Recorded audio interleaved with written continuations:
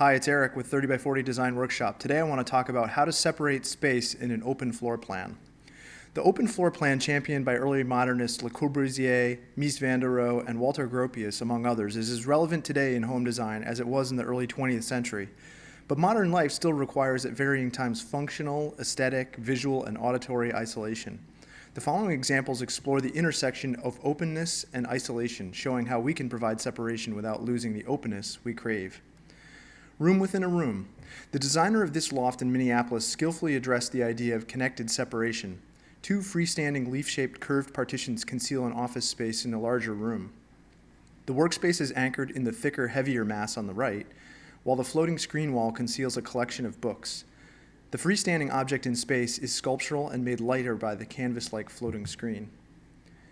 The design reinforces the physical separation with different materials used on the inside of the workspace too. Here, the warm backdrop of the wood tones picks up on the floor and creates a more intimately scaled space. The room within the room concept works well when the bounding walls of the space appear to float, as they do here.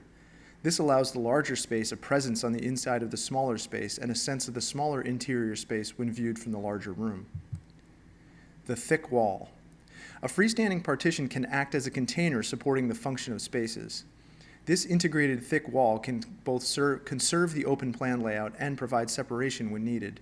It works well in this kind of configuration flanked by pocket doors. While the entire space isn't open to the adjacent areas, it offers a sense of both openness and enclosure. The pocket doors make this marriage possible by lending the ability to completely close off the bedroom. This freestanding thick wall element conceals a cooking area on one side and a serving counter facing the dining area. It does the heavy lifting here. It's a visual backdrop, a functional screen for the clutter of the preparation space, and a serving counter to keep traffic out of the cooking area.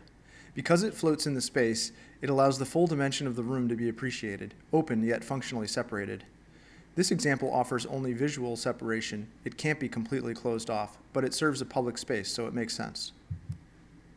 Small spaces benefit the most from the subdivision of space using the thick wall concept. Rather than making a small space even smaller, the architect here has chosen to use a freestanding cabinetry unit to provide storage, a small concealed changing area, and a functional headboard for the bed. By floating the unit and not connecting it to the ceiling, the feeling of openness and light is preserved. Thin plane. Using thin planes to suggest subdivisions of activity in a larger space works well too. Centering the thin plane in the room allows for circulation at the edges and activity in the middle. Another option for the partition is to position it to one side, which would make the subdivided space feel more room-like. The planar wall used to separate doesn't have to be solid. Here, a slatted screen bounds the stairs, but one can imagine this screen as a freestanding element in a larger room, positioned to act as a backdrop for various functions. The width of the slats and their spacing could be varied to achieve more or less openness. Here, the thin plane is composed of vertical slats separating the circulation from that of the kitchen. Again, the spacing and depth of the slats can be changed to adjust the degree of separation. A fixed glass plane defines the circulation zone of this room and doubles as a guardrail for the stair. Glass partitions can be quite expensive, but the trade-off is a clean, modern material that diffuses natural light and helps contain sound. Custom etching the glass partition, as has been done here, can alter the degree to which one feels connected to or separated from the adjacent spaces. Sliding walls. The flexibility this arrangement offers is really appealing. It allows for the transformation between open and closed as the need arises. This method is possibly the most diverse in terms of the types of problems it can address, including noise, privacy, and how large a room feels. It can also change the amount of light a room receives and alter traffic patterns.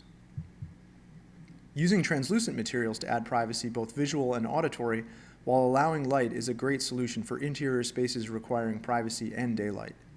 In this live workspace, the architects have cleverly designed a custom set of sliding doors that can close off their meeting space from the larger room.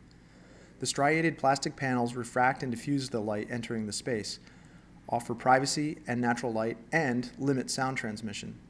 They're a simple solution to competing requirements. Fabrics. Fabrics and drapes such as this metal mesh are a unique alternative to the standard partition wall. They add a softer edge and come in a variety of patterns, transparency levels, materials, and colors. This open mesh defines the stair volume, acts as a guardrail, and permits light and air to flow freely between the floors.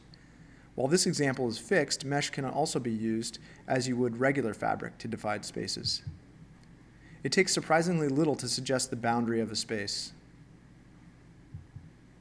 The visual weight of fabrics allows them to define spaces in much the same way as a wall, but they can be drawn out of the way very simply. They can help diffuse and absorb sound in open spaces too. Bookshelves and open shelving make excellent spatial dividers. Their density can be altered based on the number of books stored. If the clutter of the book spine activates your inner obsessive, you can use translucent materials to soften the effect, as shown here. Shelving and cabinetry units can be used to partition space without the visual heft of a framed wall. Hybrids. Combining pivoting full-height walls, doors, translucent screens, drapes, and freestanding walls, this project has a variety of elements dividing the space while playfully hinting at their connectedness. Some walls are diaphanous, some are completely solid, and others are translucent. Etched glass walls are left bare or covered by layers of cloth or metal fabric, making for a rich sensory experience.